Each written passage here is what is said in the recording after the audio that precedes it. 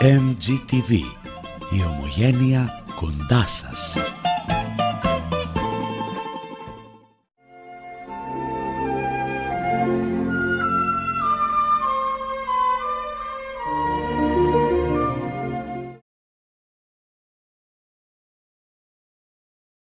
Well, it's a pleasure to be here tonight in this fine facility here to honor a very important friend, someone who's worked very hard for the Greek American community for many years, and especially for the American Hellenic Institute here in New York City, where he's led our efforts as being president of our AHI New York chapter for 20 years now.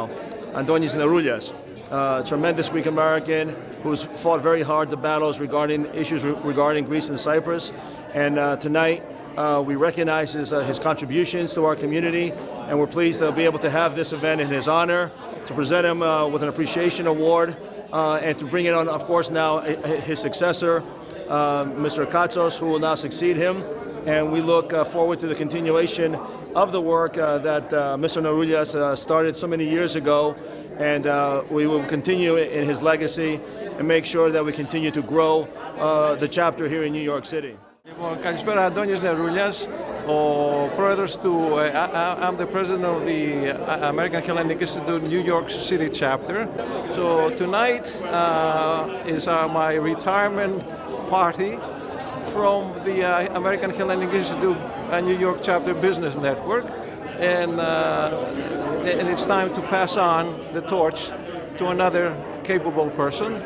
And my philosophy is, because I've asked other people before, do you have the time? Do you have the commitment? Do you have the enthusiasm to be a volunteer? Because we are volunteers for a cause. And thank God my replacement, Lou Katsos, is a very capable businessman, and he'll do even a better job than I have done all these years.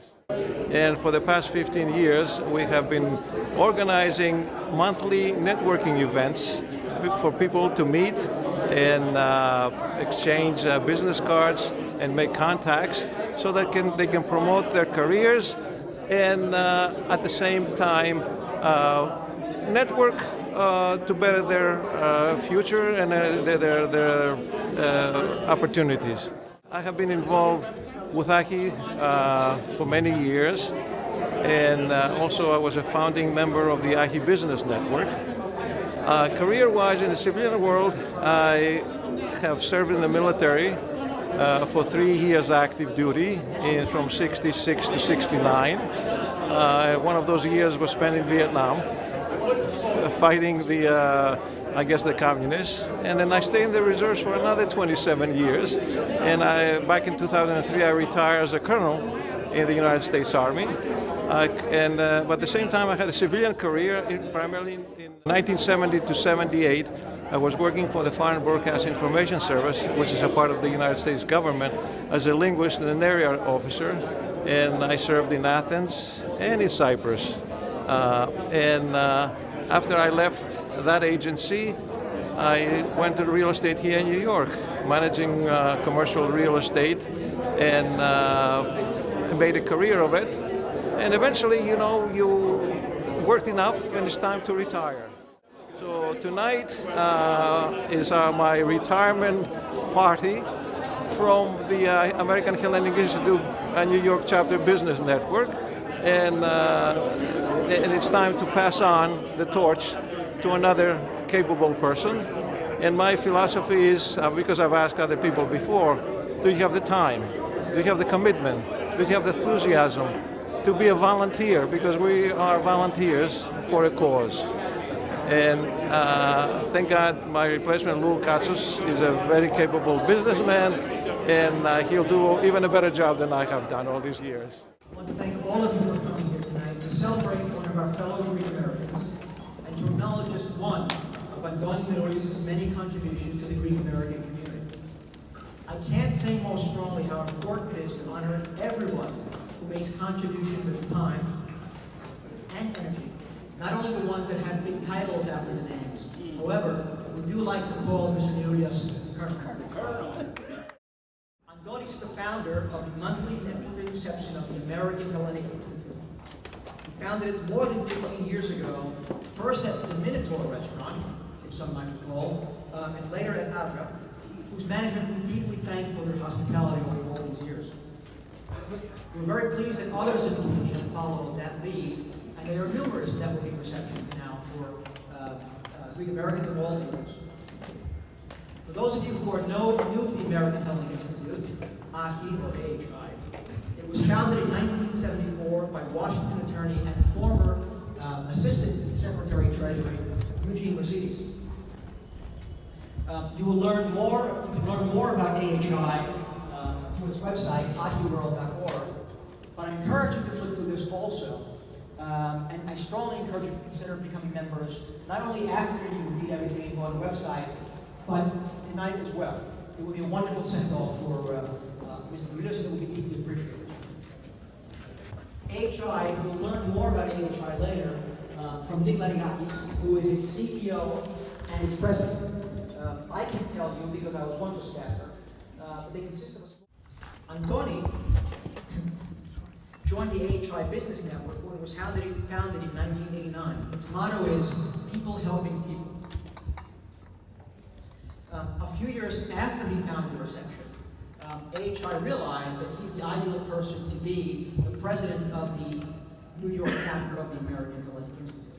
I only want to congratulate Mr. Lariakis, Mr. Neroulis, and Mr. Katsas, of course, for the well done and to be done in the future. I'm pretty sure about that. And after the inspiring words that I heard from Mr. Katsas, I think that his taking over would be a great success. I'd like also to thank you, each and every one of you, that you are here today with us, that you are taking care about Homogenia, that you are taking care about the interests of the Hellenic Republic, of course, in this wonderful country, the United States of America. So again, thank you very much, and all the best and every success to you. Colonel, it gives me great pleasure to be here today.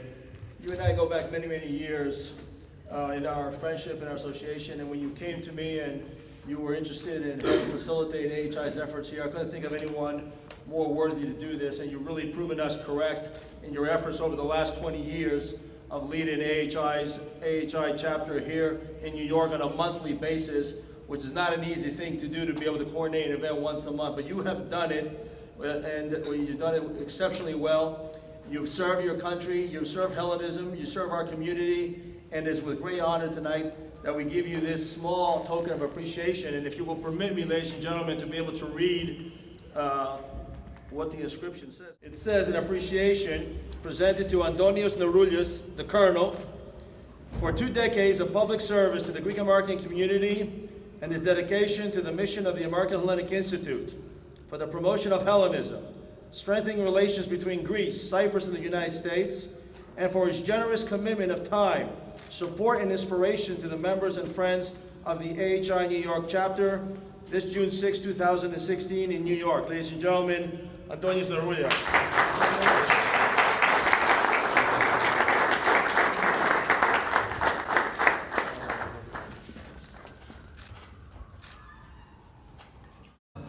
I am blessed and fortunate to claim 3 countries as my homeland. I was born in Greece. Η Ελλάδα με γέννησε, που λέμε στα ελληνικά. And Greece gave me a big heart to feel, to appreciate culture, history. And when I was 13 years old, 1956, that's 60 years ago, we came to America. Η Αμερική με υιοθέτησε. America adopted me and taught me how to think objectively and logically, and urged me to control my huge Greek heart, which normally overrules logic. And the third country, of course, is Cyprus. Η Κύπρος με πάντρεψε. I got married in Cyprus, and Cyprus gave me a lovely family. My wife is here, and Laura, my youngest daughter, the little Colonel, is here, and 2 daughters and 2 lovely grandchildren. So as I say again, I'm a man of three countries, and I'm blessed to be that way. There's a general, a famous general from the World War II era, who was fired, by the way, by Truman, who said, all soldiers never die, they just fade away. Well, I don't plan to die anytime soon or fade away, but I do believe in term limits. And I wish a lot of the leaders of our Greek organizations would espouse to the term limits, because you know, you can serve your time and contribute to the success of an organization, and you should recognize that there's a time to move on. And after I retired from my job here in New York, I was looking for a replacement. And of course, my daughter, who was the president of the Cyprus Young Professionals, was too busy, and then she moved to Miami. And so I couldn't convince her to take over, but thank God we found the right replacement, Lou Katsas, who's going to take over from me, and to continue and to pass on the torch. And the reason we started AHI, the AHI network, business network here, it's a simple idea. When I would leave work, and I would pass, you know, to catch the Metro North to go up to Westchester, all the pubs are full. People stop to have a drink, and network and meet and talk to each other. And I said, why we couldn't do that as well? I know we have functions where dignitaries come in and, you know, the ministers, and I said, what about the hoi polloi, as the Americans say, the common people? They need to get to know each other and establish contacts. And this was the idea. When I was president of the Hellenic American Chamber of Commerce, I tried to convince them to do that, but it didn't work. So when I moved on to AHI, they embraced the idea. And it's what we call in the military the KISS principle. Keep it simple, stupid. And it works. Same time, same place, and same location. And I have friends of mine who said, restaurant owners, you know, Andonios, let's have it in this restaurant. I said, no, then you confuse the people. It's the second Monday of every month. At Abra, in this case, and they've been very gracious to host us, and it has been very successful. And over these years, we built a database of about 1,500 people, you know, names that's on our mailing list. And so people do come, and they do get to know each other. We help them perhaps find jobs, because with the electronic emails, it's easier to do it these days. So it's been a worthwhile effort on my part, and of course, with the help of Dean, and we have a very nice arrangement with Dean. He does all the work, and I get all the credit. That's not even close to me. And you know, sometimes people ask me, because with a big old business mentality, what's in it for you? Why are you doing this? I said, I'm doing it because I want to help our community and our people to make contacts, to move on to within their careers. And you know, it doesn't have to be always what's in it for me. It's a selfless commitment and a volunteer effort. And that's, I hope, every one of us can do that if we can, so we can move on. And you know, sometimes people ask me, because with a big old business mentality, what's in it for you? Why are you doing this? I said, I'm doing it because I want to help our community and our people to make contacts, to move on to within their careers. And you know, it doesn't have to be always what's in it for me. It's a selfless commitment and a volunteer effort. And that's, I hope, every one of us can do that if we can, so we can move on. And again, it's not what's in it for you. If you see an organization that's doing a good job, help it continue in its tasks and what it's doing. And again, thank you for giving me the opportunity to serve you. As I said before, I'm not fading away. I will still be around, but it's time to pass on the torch to somebody who can move what we have been doing to new horizons. Again, thank you very much. It's been an honor to serve you. For those of you who know me, you know me from different types of events. You know me, I'm basically a person who believes in expansion.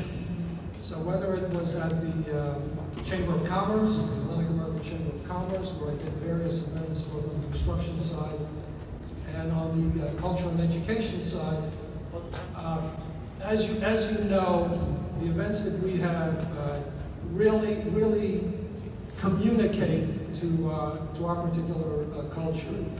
Also, many of you know me obviously from EMCA, which we recently founded and have had some spectacular events. There's no doubt that there's a collaborative scenario that will take place with AHI. There's no doubt for those of you who know me, I intend to expand it and to have, of course, and continue the events that have taken place, but also to have other cultural type of events and events that go back to what AHI is all about. On a personal level, I also was born in Greece. I also came in 1956. I also have grandchildren that were born in Cyprus. My daughter-in-law is also Cypriot. So I understand the issues. I'm very troubled, by the way. I'm very troubled. And part of the reason why I'm involved in all these different events, I only came to really the community side maybe in the last 5 years, basically invited by the youth, in particular to do lectures and things of that nature, and also head up some of the committees that they were involved with. Why did I get involved at such a late stage? Because at this stage it's very important that we all get involved in the issues that are taking place. You've read what's happening obviously in the Hellenic Republic. I'm very concerned about the image of Hellenic Americans in particular as it relates to what's happening in the mainland. And I want my grandchildren to live in a society that I was also raised in, where we are very proud of who we are and very protective of our culture and heritage. Thank you for the responsibilities and obligations you placed upon me, and I hope I will let you down. I'll say from the beginning, the 26 cents pitch, before I even get into my comments, that is what it costs a day to be a member of the American Hellenic Institute. That's what translates to $100 a year. 26 cents a day. Now you go to Starbucks and you're going to spend what, $4.50, $5 for an average Java? Can you support 26 cents a day for the promotion and advocacy of Hellenism in Washington, D.C.? That's what you're doing with your 26 cents. For 42 years, when Gino City started this organization, a New York boy, just like many of you in this room, from Flatbush, as he likes to say, in Brooklyn, and for many years in Washington, serving our government in different capacities. But one of his most important accomplishments was founding the American Hellenic Institute when he felt that someone needed to speak out, and someone needed to speak out in a professional manner. And not just to do it, as he used to like to say, in a Cafinillo style. We need to come to the forefront of an institutional lobby for advocating for issues that are important to us as Greek Americans. So when American bombs were falling on Cyprus and his family were running to save their lives from the advancing Turks, Gene took it upon himself that this needs to stop because U.S. law was being violated in the form of the Foreign Assistance Act, without getting too technical here. Just be aware that the law was being violated, that Turkey was using American-made weapons in an offensive manner to invade, ultimately occupy, and still occupies 42 years later, the Republic of Cyprus. A disgrace to Western policies, Western governments. It's a disgrace to the EU as far as I'm concerned. The EU more recently has talked about putting Turkey on the fast track, potentially for EU advancement, because of the problem that they helped create regarding the immigration issue, with illegal immigrants flowing into Greece, with the Olay policy of Turkey, meaning Olay, go across, ultimately ended up in Europe. They have done this for years, and we have appeased them. They occupy Cyprus, and we don't call for them to remove their troops, but we want to give them EU accession. There was talk of giving them free visas to come to Europe. It is the kind of things that just gnaws at Mr. Rosides. And this is the kind of things that we try to fight for every day at the American Hellenic Institute. It's to advocate for these issues. And these issues are not parochial in their nature, ladies and gentlemen. They're not issues that involve just Greece and Cyprus and the Eastern Mediterranean. If it were, you can argue that we have no business doing them. It would be the job for the Greek government and the Cyprus governments to do. But at the core, they involve American principles of the rule of law, of democratic principles, and the UN Charter, the NATO Charter, and importantly, it involves the projection of U.S. interest in a region called the Eastern Mediterranean, which is full of instability. All you need to do is look over from North Africa all the way to the north of Greece, going to Fyrom, and you see complete instability. And who is in the forefront providing stability? It's Greece. And it's Cyprus.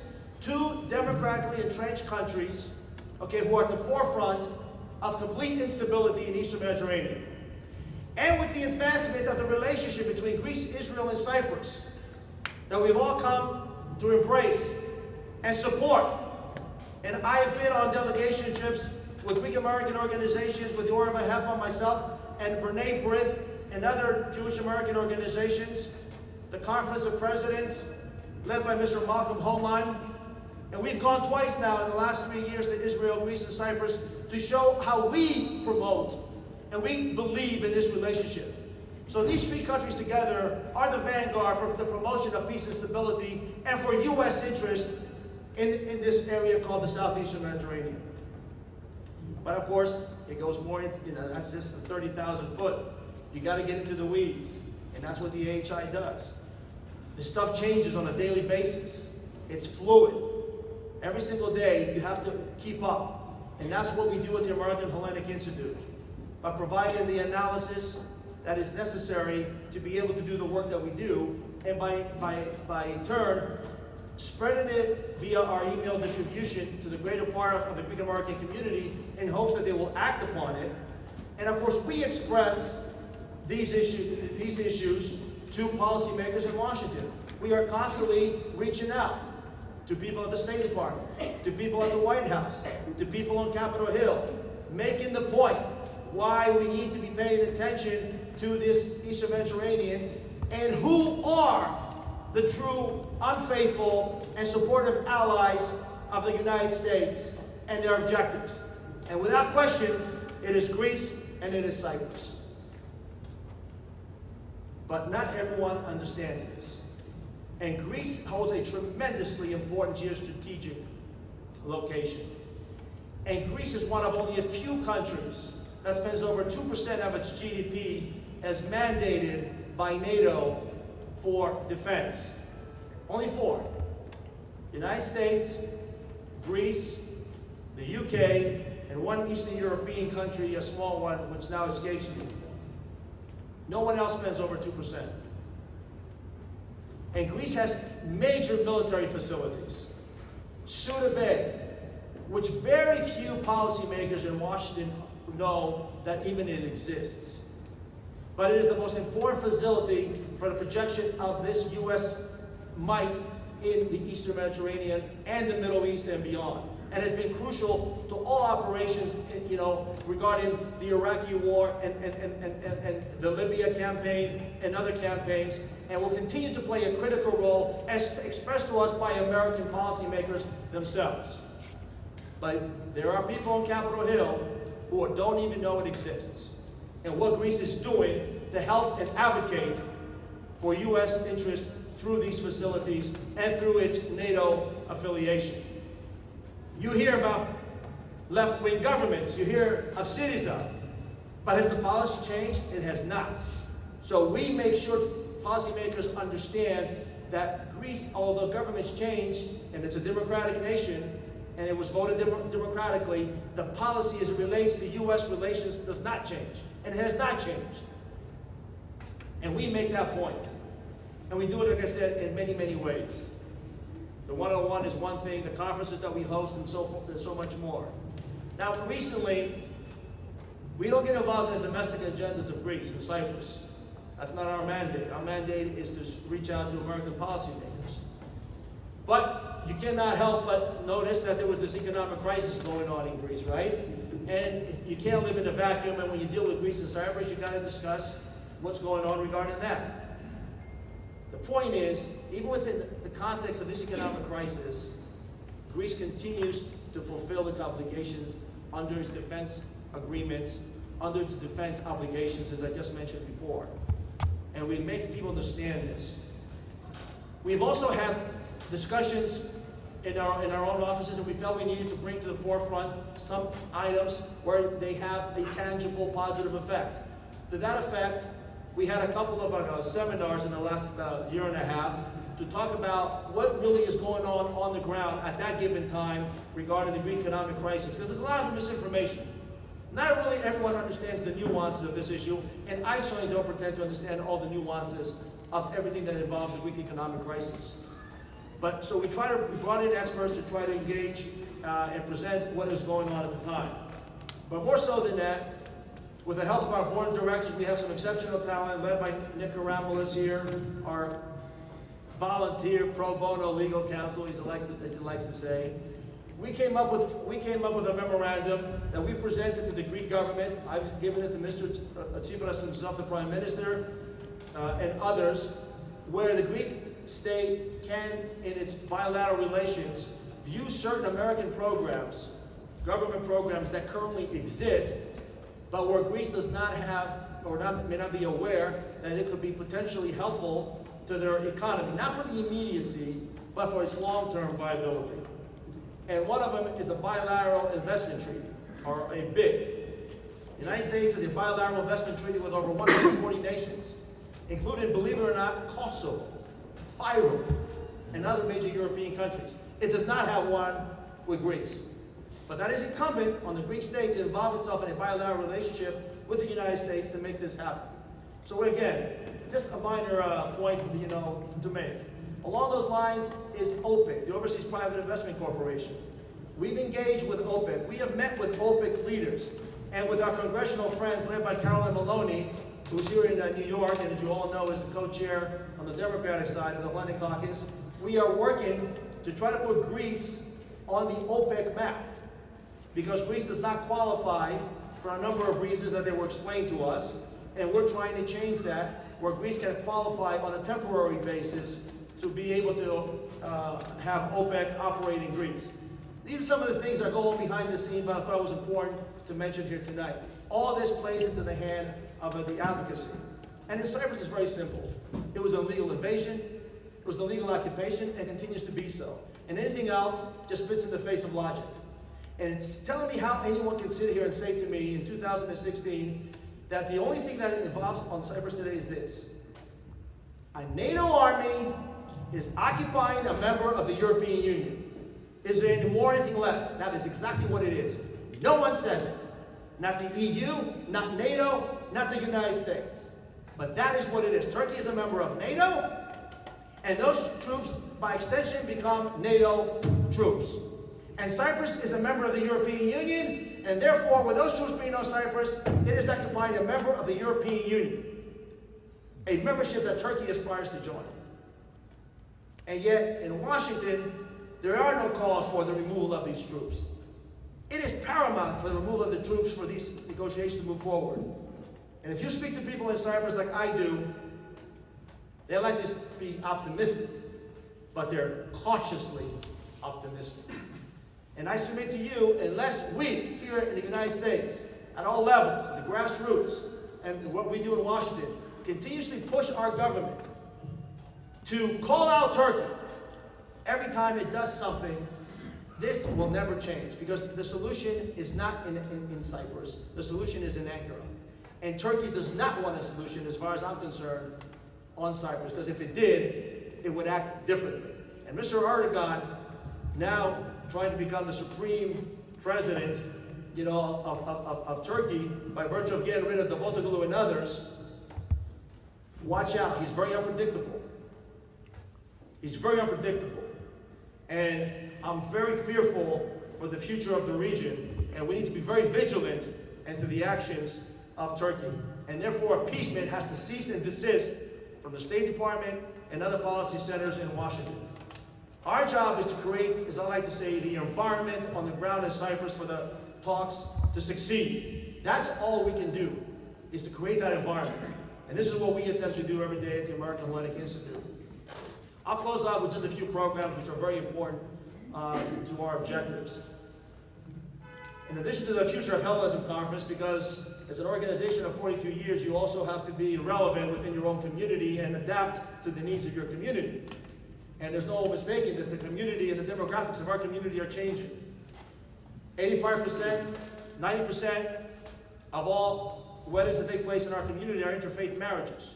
And I don't say that as a negative or anything else. I say it as a fact. And as a fact, you have to deal with it in terms of being able to work with the community. It's not the community of even 20 years ago. So therefore, Hellenism and tying all the elements together becomes important within our own community. Because what kind of a community are we going to have in 10, 15, 20, 50 years from now? So we bring together this conference in various U.S. cities, and we bring speakers from all fields to come out and to bring and discuss different elements of Hellenism and how they view in terms of how we're doing today and what we need to be doing to facilitate and perpetuate Hellenism in the United States. We don't pretend to have the answers per se, but we do create the dialogue and the discussion. And our next Hellenism conference will be in northern New Jersey, a hotel yet to be determined. It's always the weekend before Thanksgiving, and we hope you can come out to that. Another program which is exceptionally critical and falls in line a little bit within the future of Hellenism in America is our student program. It's a foreign policy immersion program that we developed 8 years ago with the idea of taking up to maximum of 10 students a year on a 17-day program. We start off in Washington for 2.5 days. We go to the embassies, we go to Capitol Hill, we go to the State Department, we go to the White House, and we have the discussion on the issues I just spoke about that the AHI advocates for, with stakeholders and to get the dialogue. From there we fly to Cyprus. And we spend 5 days there. Again, we meet with the government spokesperson, we meet with the House of Representatives president. Sometimes the president is available, he meets with us, we meet with the foreign ministers. No classroom, all one-on-one dialogue inside of offices. And I take them to the occupied area. Because if you don't take them to the occupied area, it doesn't come home. When you stand inside a desecrated church that now is home to pigeons, and there are no icons, and it's just totally desecrated. And when you see two cemeteries, one a Christian and one a Muslim side by side, and the Muslim cemetery is immaculate, as it should be. And when you look at the Christian one to its left, well, all the monuments have been destroyed and all the bodies have been exhumed. And when you go to Famagusta and you stand on the beach and people are swimming in this surreal environment, and right behind you are still the bombed out buildings and the barbed wire that surrounds the ghost city. And when the students see this, it's like, what is going on here? And then we go to Greece and we do it all over again. And there again we meet with the president of Greece. We go visit naval bases. We go into submarines. I take them to Suda Bay so they too understand what Suda Bay is. We have briefings from the general of the Greek General Staff and give a whole defensive briefing to see what Greece does in more detail than what I just explained here today. We meet with people from the foreign ministry in the different areas that we want to learn about, and so forth and so on. And we come back and we let them loose. And we have them go back to the universities, and they write papers, and they get interviewed, for the school newspapers, and they go out to get jobs. I'm going to give you an idea of some of those jobs. Now, Mr. Trump, who we all know is a breath away from being the next president, foreign policy I don't think is his forte. But when he introduced his foreign policy team a couple months ago, 5 of his leading foreign policy people, one of them was a name called George Papadopoulos. Well, George Papadopoulos was a student of my first year trip. And I had a 2-hour meeting with him, and I said, hey, we need you to put out a policy statement from the Trump campaign. He said it's going to happen. I'm pushing him, and we're waiting to see. We reach out to the Democrats, of course, as well, to other people that we know. This is part of our reaching out and trying to get statements from the candidates, amongst the other things. One young man is with us here tonight. I want him to stand up. Andonios Neroulis. Now, does he look like a typical Greek American to you? But he's what I call Chinese Greek American, because his father is from Greece and his mother is from China. He was a star of our team last year. He's a University of Pennsylvania student, and this year, because of this program, he wants to do more and more and more regarding Greece. And he is interning this summer where? The Greek Permanent Mission to the United Nations, ladies and gentlemen. This program. And last but not least, Suda Bay, one of our students who works for a think tank in Washington, and he wanted to promote Suda Bay via a white paper to spread to the policy centers of Washington. We worked with this particular young lady who works now for the Hellenic Institute, and because of her, we were able to get preferred better rates, if you will, to be able to put this paper together. And we had a major rolling out of the document on Capitol Hill, where Defense Minister of Greece, Mr. Kamenos, was present, and we had over 150 people, many from the Defense Department and other policy centers of Washington, come out and to hear about Suda Bay. I can go on and on, ladies and gentlemen, but we are a very busy bunch. We try to do as much as we possibly can with a very limited staff. I'm not making excuses, and I want you to feel sorry for me. This is what I chose to do because I enjoy it. I believe in it. I'm passionate in it. But I do believe that every Greek American should also feel something in terms of the relationship that exists between the United States and Greece. And it just takes money to do things. Everything else just takes a walk. You can't do it without money. The Jewish American community, which we are very proud of in terms of what they've accomplished, the APAC, which is similar to what New York City set up AHI, has over 100 full-time employees in Washington. And over, what, 20, 25 million last year budget a year? It's laughable what collectively organizations who advocate for these issues have around the country. We're only a handful, and we don't even begin to touch collectively even $2 million altogether. And staff-wise, forget it. We probably have the most staff of any organization, okay? And with our part-time people, we have 5. Only 3 are in the office. We need you. We can't do it without you, because also all politics is local. Because we need you to continuously reach out to your policymakers, your congressional delegations here in New York, and the other areas of the New York metropolitan area that you live in. So again, I do thank you for coming here tonight, for and foremost to honor the Colonel and his service to the community. I do thank you for taking the time to listen to me more fully in terms of what the organization does. The business network, and business is important. AHI was the first organization who had the first Doing Business in Greece conference at the Waldorf Astoria in 1975. Nick Karamboulos wrote the first volume on doing business in Greece when he spent 6 months a year in 1975 to write a volume on how to do business in Greece. So yes, it is part of our agenda. But I wish I had 20 people working in the office so I could devote 3 people just to advancing the business relationship. But when you have firing, you have constant overflights over the Aegean, you have a Cyprus that continues to be occupied, you have economic crisis, you have migration issues, you have Turkey and its provocative actions. You see where I'm going. You need the resources. Let me say something about Dean Cerrigo's here, you know. Maybe a lot of you people take Dean for granted a little bit up here, but I don't.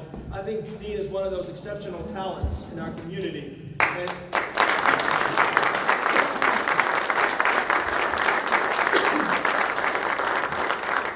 he's offered so much. He says I wear, you know, my Hellenism on my sleeve and my roots from Skopelos on my sleeve, but he really wears Hellenism on his sleeve every day here in New York City. He was toiling, you know, doing the hard work, really the dirty work, to be able to present the news of the National Herald.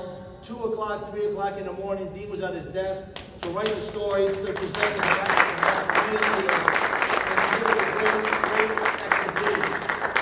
And I think he made me too modest, and maybe I don't know how many of you know of it, but I think it's important for you to know that Dean now has gone on and doing other great things.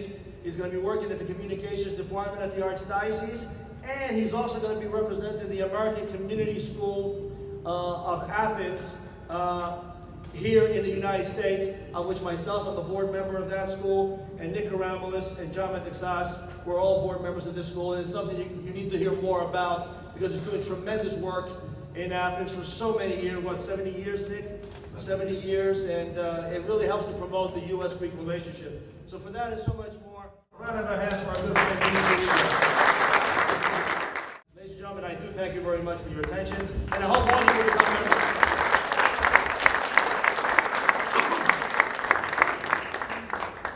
If anyone does have a couple of questions, we'll take them now, but I strongly encourage you, for as long as Nick is here, to speak to him. There are 2 key words that Nick used today. One is resource. He used it in the sense of we need to provide AHI with resources. The other is Nick Metigakis and his team are resources. The second word is team. There are the members which we urge you to become. There are the volunteers across the country. I want to acknowledge that there are volunteers here tonight, 3 who helped us organize it. MGTV USA. Οι δραστηριότητες της ελληνοαμερικανικής κοινότητας με βίντεο και πλήρες ρεπορτάζ. Επισκεφτείτε την ιστοσελίδα μας mgtvusa.com. Καλύπτουμε καθημερινά τα γεγονότα στην Ομογένεια.